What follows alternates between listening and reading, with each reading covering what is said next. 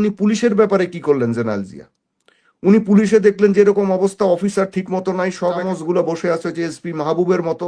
উনি দ্রুত আমাদের আর্মির কিছু অফিসারকে উনি পাঠিয়ে দিলেন আপনার পুলিশ ক্যাডারে। উনি পররাষ্ট্র মন্ত্রণালয়ে আর্মির কিছু ভালো অফিসারকে পাঠিয়ে দিলেন। উনি আগের কিছু পুলিশ অফিসারকে গোয়েন্দা সংস্থায় নিয়ে আসলেন। আগের কিছু অফিসারদেরকে, ভালো ভালো অফিসারদেরকে নিয়ে এসে বিভিন্ন জায়গায় বসালেন। যেমন ধরেন এনএসআই এর এই পর্যন্ত সবচেয়ে সাকসেসফুল ডিজি যদি কেউ থাকে উনি হচ্ছেন হাকিম সাহেব, জেনারেল জিয়ার সময়ের।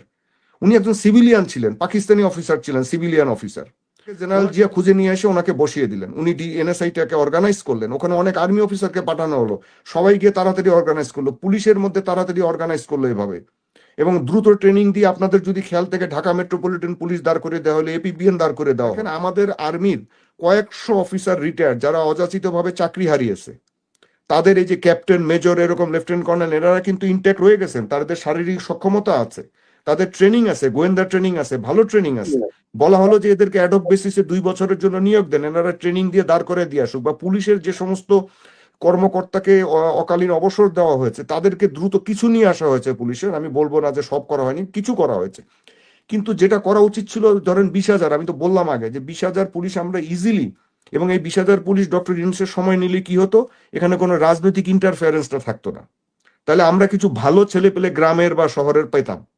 এতে আমাদের পুলিশ বাহিনীতে একটা ভালো মানে লোকজন তৈরি হতো। একই কাজটা করা যেত গোয়েন্দা সংস্থায়, কিন্তু ওনারা কিন্তু কিছু করেননি। আপনি দেখেন ডক্টর ইউনূস আসলে উদ্দেশ্য কি, আপনি কি মনে করেন? উনি তো সব ম্যাচ করে ফেলছেন গত 15-16 বছর মাসে।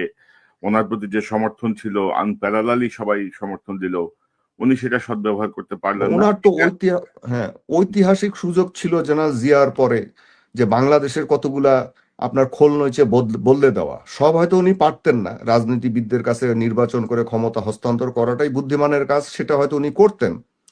কিন্তু উনি যে সময়টা বা যে কাজগুলা উনি করতে পারতেন, কতগুলা নির্দিষ্ট বিষয়, সেগুলো করতে উনি কিন্তু পারেননি করতে, উনি কিন্তু করেননি।